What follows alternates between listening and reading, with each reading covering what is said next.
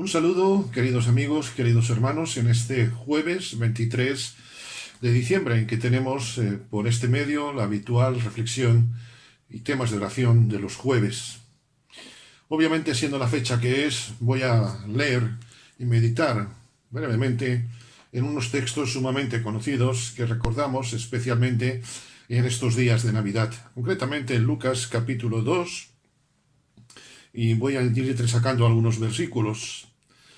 Leo capítulo 2 de Lucas. Aconteció en aquellos días que se promulgó un edicto de parte de Augusto César que todo el mundo fuese empadronado. Este primer censo se hizo siendo Cirenio gobernador de Siria. E iban todos para ser empadronados, cada uno a su ciudad.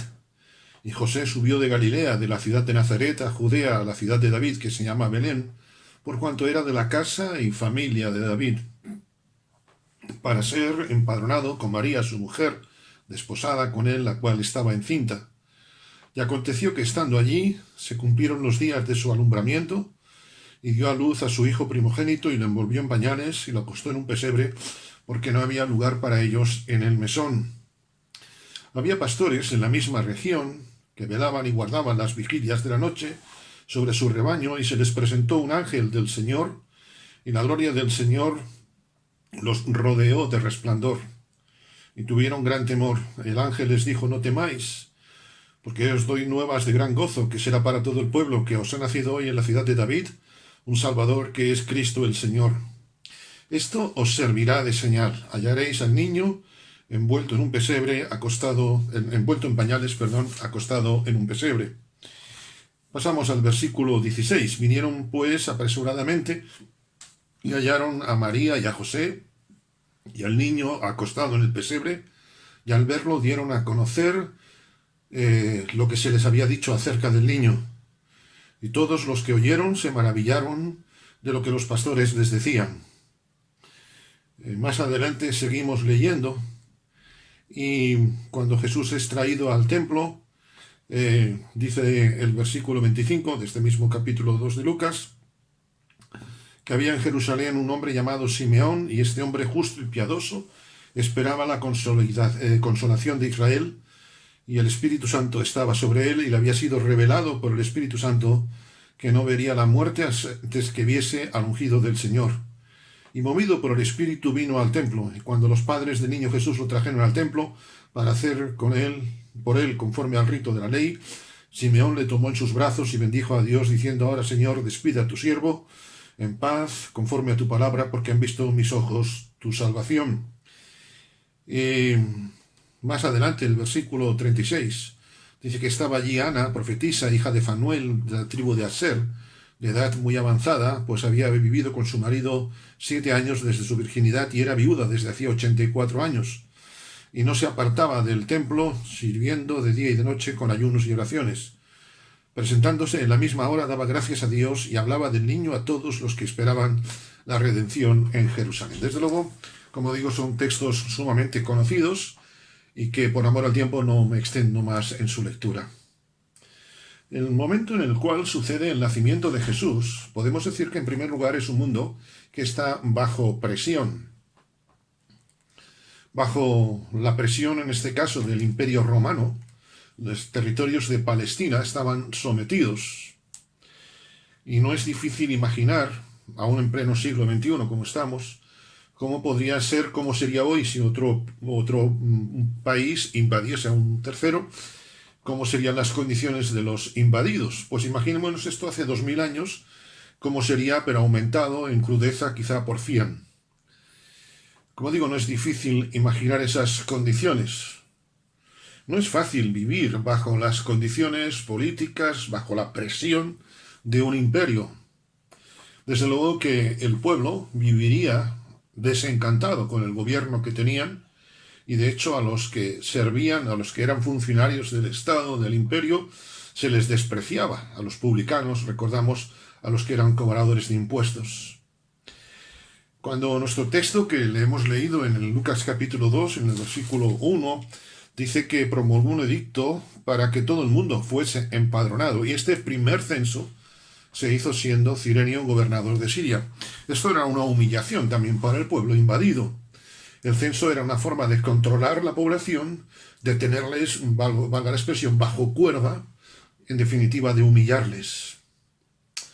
Es muy interesante porque a veces cuando leemos la historia y pensamos en la Pax Romana, se piensa en tiempos donde todo era música de violines y música de arpas, y todo lo contrario.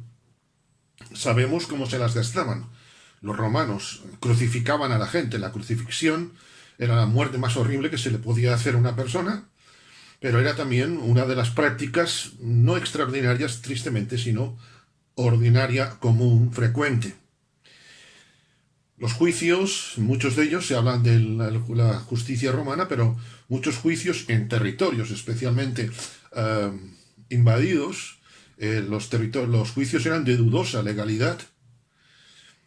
Los pueblos invadidos también tenían anulados sus derechos.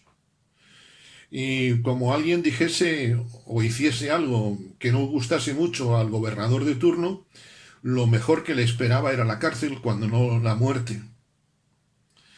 Quizá traspolando el tiempo, podemos decir que hoy estamos en cierto modo en unas circunstancias quizá similares, obviamente no iguales, pero sí con algunos símiles. Vivimos bajo distintos imperios. Vivimos bajo el imperio económico, el imperio mundial. Hay empresas que son mundiales y que imponen, pues incluso la caducidad de los productos, imponen los precios. Es curioso que con el tiempo que estamos viviendo del COVID, que llevamos ya casi 2 años, hace ahora 2 años que empezaba esto, pues la brecha entre pobres y ricos se ha ido acrecentando más. Las últimas estadísticas nos dicen que en España un 1% de la población tiene más del 25% del poder económico de todo el país. Es tremendo esto, la brecha entre ricos y pobres cada vez se va abriendo, se va agrandando más. Como apuntaba hace un instante, también vivimos bajo el imperio tecnológico. Hace años el papel era lo frecuente, hoy el papel prácticamente va siendo historia en muchos trámites administrativos, etc. Se te cita, por ejemplo en estos días para las famosas vacunas y todo lo demás, no se te llama por teléfono, se te cita por el móvil. O lo tienes y sabes un poco cómo usarlo, o estás invadido. Y nos sentimos a veces presos de la tecnología. Trabajos que antes hacían personas no hace tanto tiempo, hoy se han sustituido por máquinas, no porque sea mejor calidad el producto, sino porque se ahorran costes en personas. Para mí eso es dramático, nada más que pensarlo. Vivimos la presión de las redes sociales. Que no tienes el Facebook, que no tienes el Instagram, que no tienes no sé qué, no sé cuántos. Es más, hoy si no eres nadie, ni como persona, ni como empresa. Tristemente a veces incluso se dice como iglesia, como una iglesia no tiene su página de Facebook. Y por lo menos tienes que tener correo electrónico, tienes que tener WhatsApp o yo que sé cuántas cosas. Hace algún tiempo con un pastor conocido, amigo, me decía él que no tiene WhatsApp, y yo le decía de broma, ¿y cómo puedes vivir tú sin WhatsApp? Y me decía, el problema es cómo tú vives con el WhatsApp, y es verdad, porque estamos invadidos. Pero también estamos invadidos, no por un imperio quizá político, pero sí hay un imperio que está también políticamente, no como el imperio de entonces me refiero, pero sí hay un imperio hoy actual que es muy duro y que cada día va presionando más a los ciudadanos. Es el imperio de lo políticamente correcto. Momentos antes de sentarme para tener esta reflexión y ya con mis ideas preparadas delante del Señor, leía como una artista muy famosa en nuestro país contaba de una serie que fue muy popular en España hace no tanto tiempo, que hoy no se podría hacer esa serie porque hay cosas que se decían que eran lo más normal, pero hoy son políticamente incorrectas. Bajo el amparo de la democracia se ha impuesto precisamente el imperio de la democracia. El Estado incluso quiere decidir sobre la vida de las personas. Y así tenemos la última ley de la eutanasia y leyes a favor del aborto, con las cuales no solamente no estamos de acuerdo, sino que nos parecen un pecado delante de Dios, y lo digo desde el máximo respeto.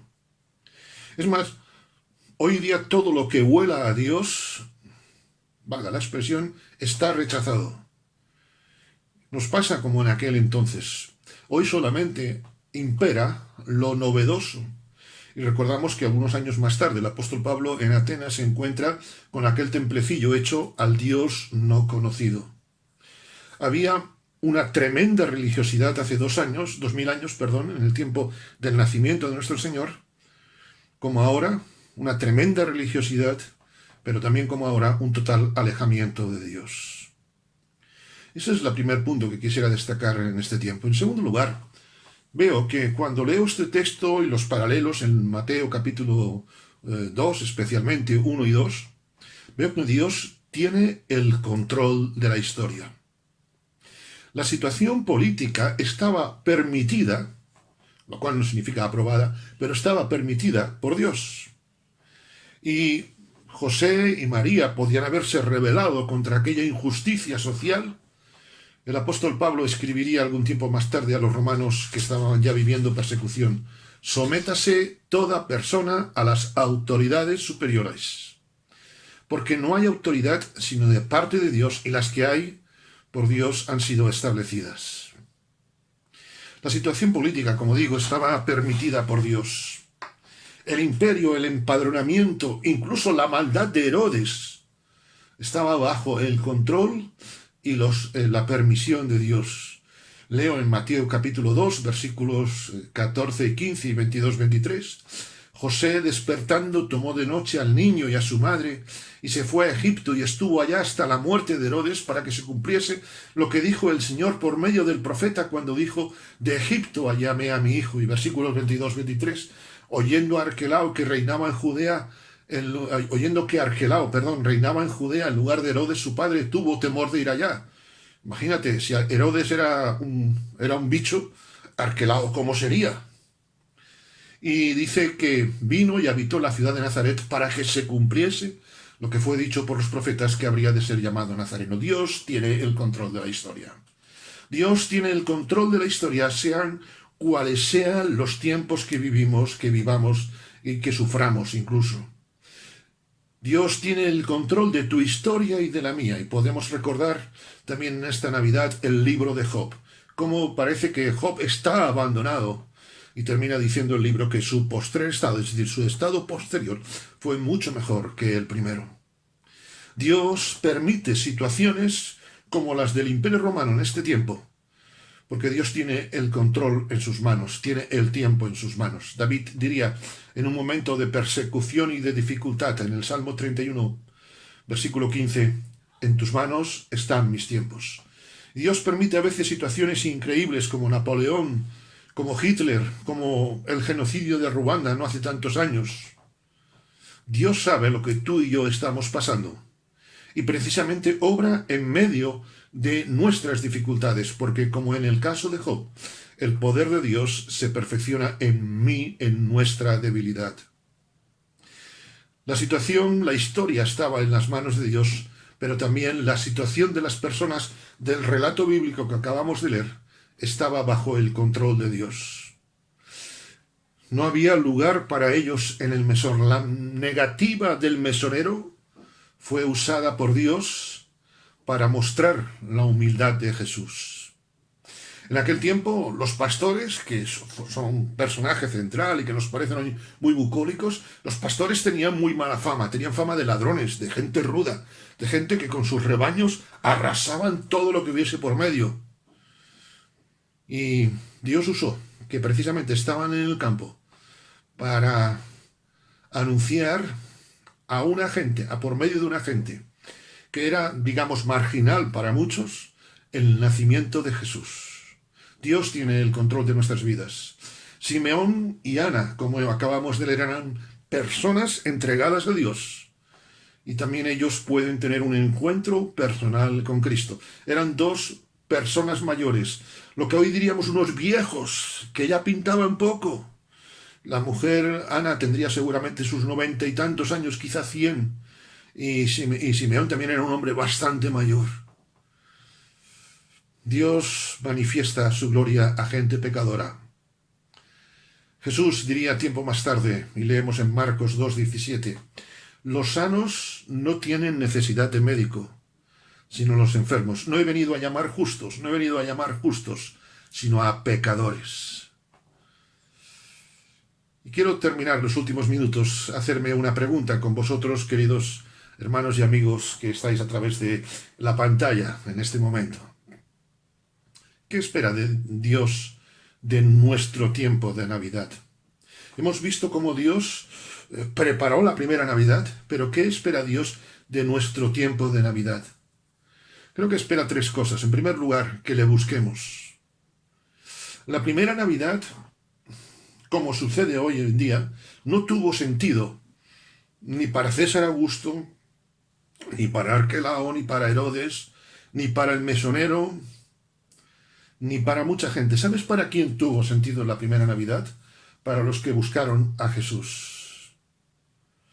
Hoy mucha gente ve la Navidad como un problema, en vez de verlo como una oportunidad de buscar a Jesús.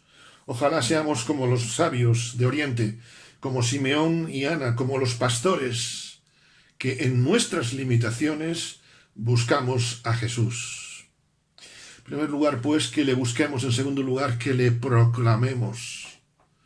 Es muy interesante porque aún incluso el relato de Mateo capítulo 2, que no hemos leído, y el tiempo se nos ha echado muy encima, pero vemos que los magos dieron cuenta de lo que habían visto cuando Herodes les pregunta, y dieron testimonio de lo que significaba para ellos la estrella. Simeón, Ana, los pastores, dieron cuenta de lo que habían visto.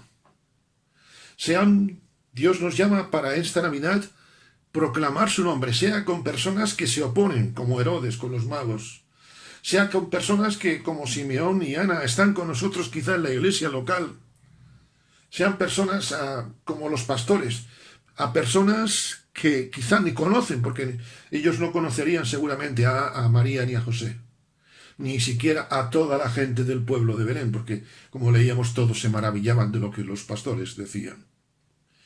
Y en tercer lugar, creo que la Navidad, y a mí en este año me está impactando mucho este pensamiento, aun el domingo pasado, y si sois seguidores de este canal lo habréis visto, me llamaba la atención, lo compartía con los hermanos de modo presencial. Creo que el gran mensaje de la Navidad es gozarnos en la esperanza de la venida de Jesucristo. La gloria de Dios se manifestó en los cielos. De allí, un día no muy lejano, no sé cuánto, pero sé que un día vendrá el Señor por segunda vez, y en aquel día todos, absolutamente todos, le veremos. Sirva pues esta Navidad para gozarnos no solamente en el recuerdo del nacimiento, sino en la esperanza segura de la venida de Cristo. Pues en ese día seremos, dice la Escritura, como los que sueñan. Seremos como los magos. Seremos como a Simeón, como Ana, seremos como los pastores, porque en ese día podremos adorar cara a cara a aquel que un día nació en Belén y unos años más tarde fue a la cruz del Calvario a morir por ti y por mí. A todos, feliz Navidad, a Dios sea la gloria.